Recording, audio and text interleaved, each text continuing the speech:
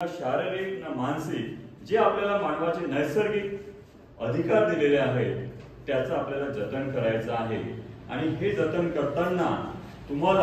तुम्ही आता युवा पिढी आहे,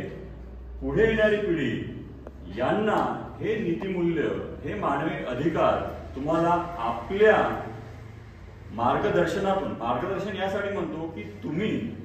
येणाऱ्या पिढीला उपदेश देऊ शकता आणि त्यांना एक सुदृढ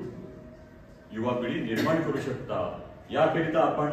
मानवाचे जे अधिकार आपल्याला मिळाले आहे नैसर्गिकरित्या भारतीय राज्यघटनेने दिलेले आहेत, तर या कार्यक्रमाच्या निमित्ताने मी या ठिकाणी असं समजतो की हा कार्यक्रम आपला फलश्रुतीत आलेला आहे आणि या कार्यक्रमामध्ये जे जे आपण मानवाधिकाराचे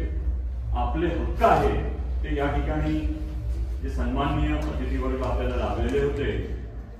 त्यांच्याद्वारे तुमच्या मनामध्ये रुजलेले आहे आणि हे तुम्ही आपल्या येणाऱ्या पिढीला किंवा येणाऱ्या तुमच्या भावंड असतील किंवा तुमच्या सराउंडिंग जो समाज असतो यापर्यंत तुम्ही पोहोचवाल अशी मी आशा बाळगतो आणि आपले दोन शब्द इथे संपवतो। धन्यवाद।